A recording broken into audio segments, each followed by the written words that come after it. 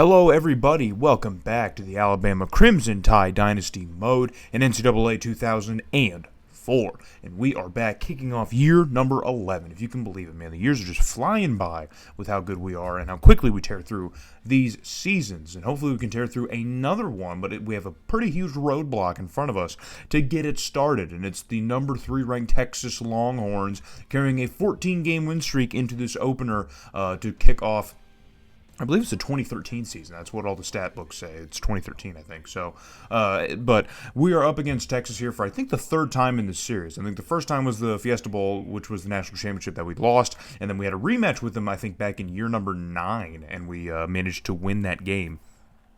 So to kind of get back at them. So Signaven got his revenge here, and I probably should have scheduled this game in Tuscaloosa. I wasn't thinking. I think the game automatically had this as a road game, our first game of the year, so I just kind of left it. But the last time we played Texas to open the season, we were here in Austin, and we probably should have moved it to Tuscaloosa. But either way, I digress. We have to talk about the change and the turnover on the roster, because there is some, but we're starting to see this year the fruits of kind of the light recruiting I was doing the last couple of seasons. So a lot of the guys on the team, like Jameel Nichols, you're seeing on screen, are guys that have been here for a good few years that have just kind of developed and just grown and became starters.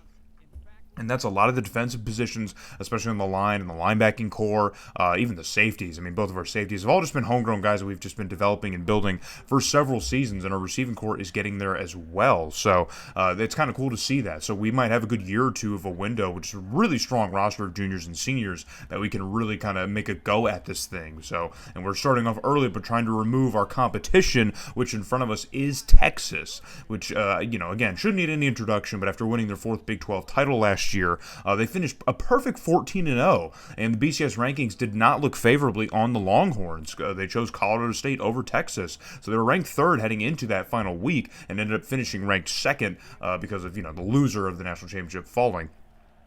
But, so Texas maybe has a little bit of beef here, a little bit of chip on their shoulder. They're trying to get back to the national title game, which they haven't made it back to since they lost to Fresno State, I think in year number 7. So it's been a long, turbulent years for the Longhorns, and they have a completely brand new local roster that we will talk about when we see the Longhorns on offense. But right now the Crimson Tide offense is trying to cash in early on a nice opening drive as LaShawn Robinson is doing a good job connecting with his receivers, and already we're seeing a little bit of the chemistry here as Darius Vann gets inside the 5-yard line for a first down, and Jameel Nichols just steps into the end zone here. He had 12 last year, and he gets started pretty early with his first one this season. One of the better running back seasons that we've seen on this team here. Failed to reach that 1,000-yard mark, but still, I think that in the high 9 to low thousands is good for me. If we can have a running back in there, I'm okay. So, and Jameel Nichols is going to make me eat a lot of words as he's spinning around like at the speed of sound, like Sonic, getting into open space and extending a play that really was going absolutely nowhere until his legs made it go at least somewhere. So 1st and 10 now for the Crimson Tide again, working deep inside Longhorn territory. Robinson gets rid of it the final second, and he finds Jameel Nichols out of the backfield across the middle of the field for another first down. So Jameel Nichols catching and running. He's doing it all. And LaShawn Robinson able to evade the pressure at the last final second. So 1st and goal now. Robinson back to pass. Once again, you're going to flip it across the middle, and I think it's Jameel Nichols, the running back, once again. You could see he ran kind of like a wheel route out of the backfield. We'll get a good look at it and just see exactly. And, look there. Jameel Nichols and LaShawn Robinson just doing all the work here between the two of them.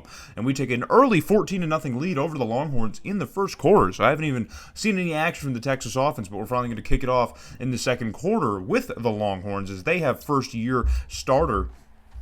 He's a sophomore for Texas. It's Neil Broussard. He's going to be making his first start for the Longhorns, as well as Fabian Crockett, where I think Fabian Crockett has touched the ball a little bit last season, but I think this is his first full season as a starter for Texas as well. So Broussard under a lot of pressure as the pocket's damn near collapsing, and that pass is going to be completed in the end zone, and I think we got a big man touchdown, folks.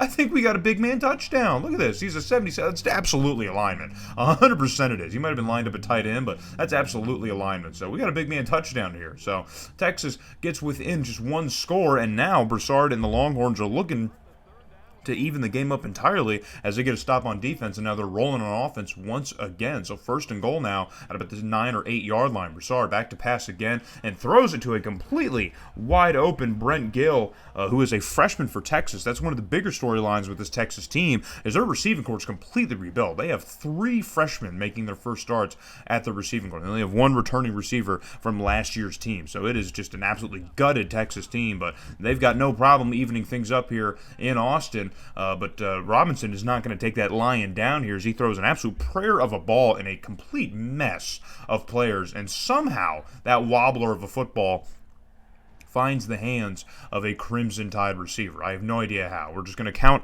or thank our lucky stars here as Stephen Barker was able to come down with that surrounded by Longhorns. So fast forward to a 2nd and 7. Robinson, nobody in the backfield here. He's going to throw it across the middle, and now it's Van once again. Darius Van making a catch.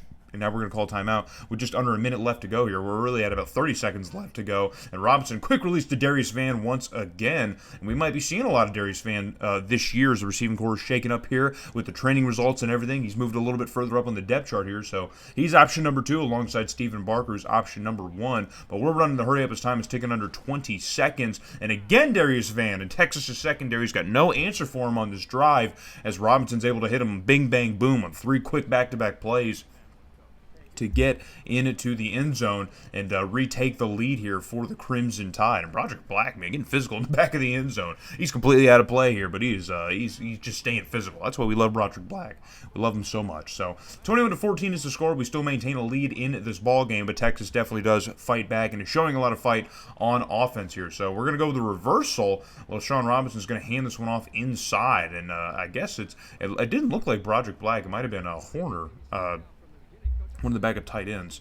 But either way, it's going absolutely nowhere. Going absolutely nowhere. So on a 4th and 1, LaShawn Robinson's going to go for a QB sneak, and it looked like he had it, but that tackle ripped him back. So I don't know where they're going to mark this. And they had shown me a Texas celebration, so it looks like Texas is going to take over on downs. I don't know about that. That spot's a little weird. I thought LaShawn Robinson, in editing, I didn't see it, but watching it again, I think LaShawn Robinson had it. But either way, it doesn't matter because we have an interception. It's Neil Goodwin who's coming out of nowhere, ripping that ball out of Texas's hands with a beautifully read interception.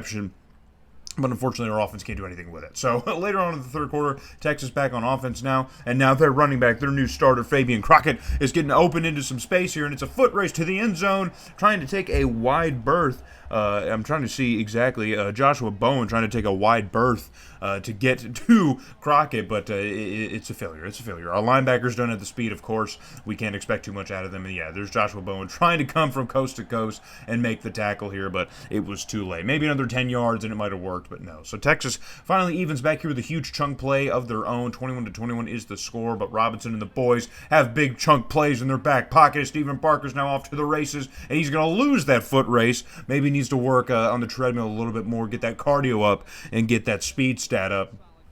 But a huge, huge pass nonetheless from Robinson to Barker to get us inside here. But moving backwards, it's 3rd and goal already outside the 10. And on 3rd and goal, Robinson's going to hit Barker for another completion. But unfortunately, that's not going to make it into the end zone. So we're going to be facing a 4th and goal. And we're probably going to have to rely on Dave Dennis to try and get us at least 3 points. So on 4th and goal, the kick is up from the opposite hash mark. It's kind of a tough kick for Dave Dennis to try and make, but he does nail it. So 24-21 is now going to be the score here late in the third quarter, and that's all that's going to happen in the remainder of the third quarter as we're holding on to this 3-point lead over Texas. Maintaining a lead at the end of every quarter, but it's getting closer and closer, so Texas is staying firmly in this one as Broussard is able to find another open Texas receiver. This time it is going to be Dwayne McCown, the one returning Texas receiver that the Longhorns have, at over 800 yards and 7 touchdowns last year. So decent season for him here. Now Broussard stepping up in the pocket, kind of a weird, awkward throw here. And he tried to get it to McCown, but Joshua Bowen kind of had him blanketed and just going nowhere. So that was on 3rd down. So now on 4th and 5, Texas a long field goal here. The kick is up, and it is no good. It looks like that one dived down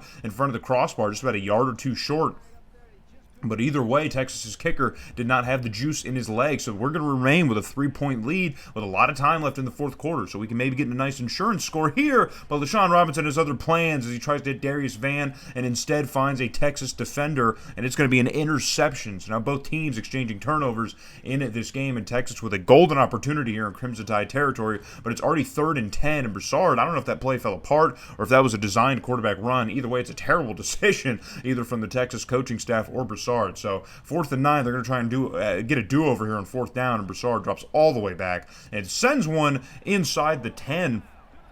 And that pass is going to be completed, and yeah, Sick Naven, I wouldn't be happy about it either. I'm not happy about it, because that is just a huge, huge blunder from this defense, and that could have been a humongous nail in our potential coffin here if we cannot, did I say potential? Potential coffin.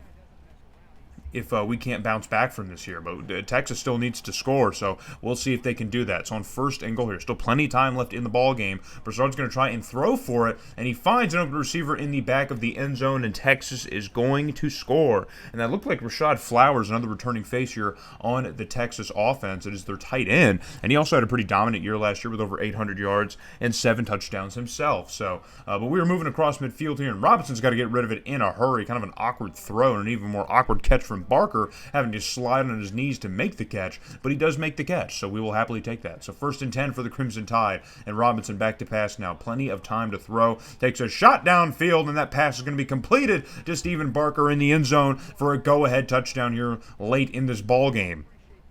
Still enough time here in the fourth quarter, but these are the huge drives that you really, really need at the exact right moment. And LaShawn Robinson understood the assignment, as did Stephen Barker. So 31-28 is the score, and now it's 3rd and 14 for Texas, down to the last kind of opportunities as time is getting closer to the final minute of this game. But a huge completion is going to give Texas the football inside the Crimson Tide 35. So we are now in a tough situation here. 3rd and 10. Once again for the Texas offense here. Broussard, plenty of time to make a decision, throws it down the middle of the field, and somehow it's McCown who comes down with it, and there was a whole mess of players in the way, and I have no idea how Broussard found an open lane to get that football through, but either way, McCown is going to come down with it. And Texas is going to have a golden opportunity to kill some time and maybe get into the end zone and take the lead here. If they're smart with their time and manage it correctly, they could. But the AI typically is probably going to run the timeout here and maybe try and go for a field goal. But that spike from Broussard tells me that Texas is at least trying to get 6 on the board at the bare minimum. So we might see some aggressiveness from the Longhorn offense here. So Broussard back to pass. Pocket is collapsing immediately, and he's going to get sacked and brought down. And he finds himself staring at the numbers of a white jersey. More specifically, the numbers. I don't even see it. I don't even have them on here. I thought we did. I thought I'd have them on here, but I guess we don't. So it's one of our backup linebackers. But on 3rd and goal here, trying to run it quickly here, and Broussard back up to the line to scrimmage, and that pass is nearly intercepted as it comes in and out of the hands of Fabian Schmidt. But either way, the pass is broken up, and that brings up 4th and goal. So not trying to tempt it here with the game on the line. Texas is just going to take the points with 20 seconds left in the game, and now we are all tied up at 31 points apiece with 17 seconds. So after the kickoff, we should still have about 15 or so. So what are we going to do here? Is Sick Naven going to try and keep the boys aggressive? Looks like he is. So on 1st and 10, LaShawn Robinson pump fakes, sends a deep shot down the sideline. That pass is completed by Stephen Barker, once again surrounded by Longhorn defenders, and that ball just finding a pocket. Actually, it wasn't Stephen Barker. I thought it was, but it wasn't. It was Ryan Reynolds making a catch in this game. So big ups to Deadpool. It's probably going to be his nickname, right? It's got to be.